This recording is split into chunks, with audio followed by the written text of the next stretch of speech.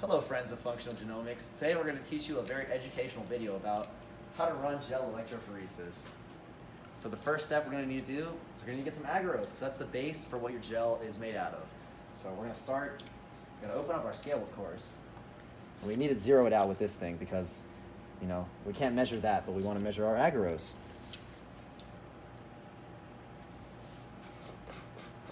Oh, all right, so we're going to want 0.375 grams of it. And I kind of nailed it, to be honest, so perfect.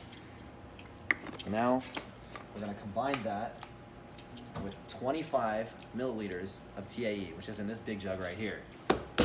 Old thick jug.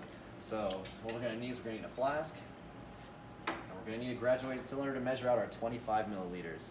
Moments later. Alrighty. Okay, so here now we're going to measure out 25 milliliters of TAE.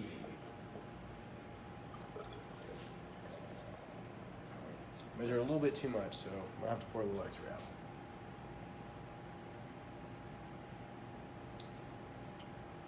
Alright, that's about good. So next we're going to combine your agarose and your TAE in the flask.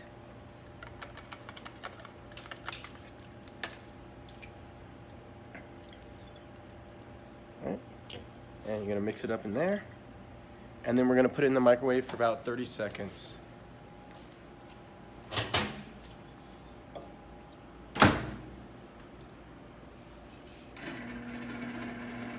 Moments later. Okay, after you stop it, you're going to take it out and make sure that you have your heat glove on because this will be hot. I'm going to take it out, mix it around, make sure that all the agarose is dissolved in the TAE. This flask is very hot, so now we gotta wait 2 minutes for it to cool to move on to the next step of the process.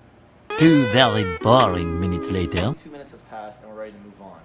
Now this next step, we have to be extremely cautious because we're working with a carcinogen, which means you get cancer if it gets on your skin. So we have to be extremely careful. What we're gonna do is we're gonna get this cancer juice, which is ethidium bromide. It's red, and you know it's dangerous because red means stop, and you know that's not a good thing. But we have to use it anyways because it has to make our gel solidify. So what we're gonna do, we're gonna take 1 microliter of it, and this pipette is already set to 1, which is fantastic. We'll get our little tip. Oh god. Alrighty. And we have to be very careful. And deposit our cancer juice in there. I want to put this in the trash. Put that away. Put everything neatly away so we're orderly and in check. And we're going to swirl it around. We're going to bring it around town. And then, voila. Into the gel tray it goes. And now we wait for it to solidify. How long, Aiden? Roughly 15 to 20 minutes. Thank you, Aiden. You're welcome. 20 minutes later. Alright, so we've waited our 15 minutes and our gel is dry. So our first step here is to remove it from the tray. So we're going to remove the cone carefully. Alright, then you're going to remove it from the tray. And we will keep it in this tray and then place it in the tank. Now the tank is full of TAE. We want to make sure that it goes across the top and covers it. If there's not enough, you can take it out of this jar and then just top it off a little bit. We're only a little bit here, but sometimes there's a little more spilled. All right.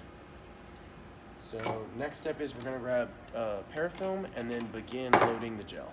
Okay, so now we've prepared the parafilm and then loaded it with 1 microliter of the loading dye. So now I'm going to take your 20 liter P20 and you're going to load the ladders. So you have your 1 kb ladder and your 100 BP ladder. And I usually like to space it out to where the 1 kb ladder is at the top and the 100 BP ladder is at the bottom, but it's really just up to preference. So we're going to take 5 microliters of both. Actually, I should put this back. We don't want any mishaps.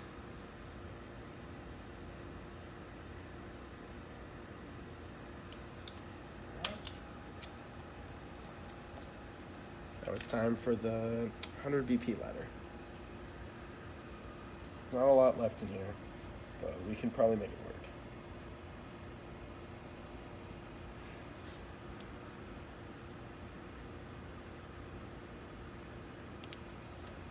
Moments later. More moments later. So now we have to load our samples. So take our samples out of the thermosol. There are 3 samples right here.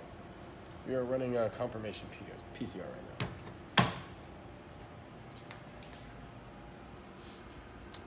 Just place this right here.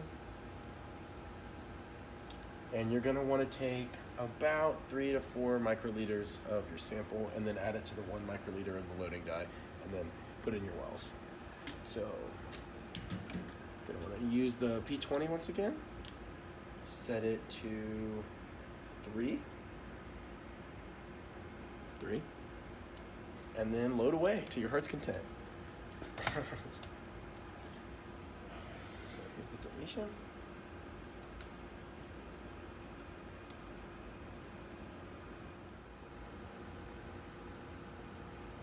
So as you can see right now, Drew is mixing up the purple loading dye with our sample of DNA so that when it runs, we will be able to notice it because it will be purple now. All right, so now that we have our samples and our ladders pipetted into the wells of the gel, what we're gonna do is we're gonna have to put the lid on, of course. We're gonna do that, and since DNA is negatively charged, we're gonna run it towards a positive charge. And the classic way to remember this lingo is run to red. So you have your black side on the side where your samples are, and you put the red on the other side, and we're gonna run to red. So the settings we want to function on, we have our voltage at 100. We like 120 around these parts, to be honest. So we're gonna change that to 120. Our thing is 500. And timing, this is a classic one right here. Everyone around functional genomics knows. This is a 45-minute endeavor. And then you just hit the start button, which is at the end. And you can see the a bubbling effect start to happen, and that's kind of how you know your gel is working. So it takes a second, and then hopefully you can see it there on that camera. But now we'll see you guys in about 45 minutes. Later that same evening. Hey guys, it's been 45 minutes. We're done with our gel. Let's take a look at how this bad boy turned out. So what you want to do is obviously you're going to remove these things, the wires from it. Boom. That's a fresh looking gel right there. We're going to take it out, and what we're going to need to do is we're going to need to run it under the UV hood. So we got to be very careful because remember, this has cancer in it. So we're going to do this. Take it over here, UV hood. We're going to deposit it like so onto there. And what we're going to need to do is turn off the lights, which is an important factor. Lights. Camera. Action. Now as you can see under the UV hood, you'll be able to see what ran and didn't run on your gel.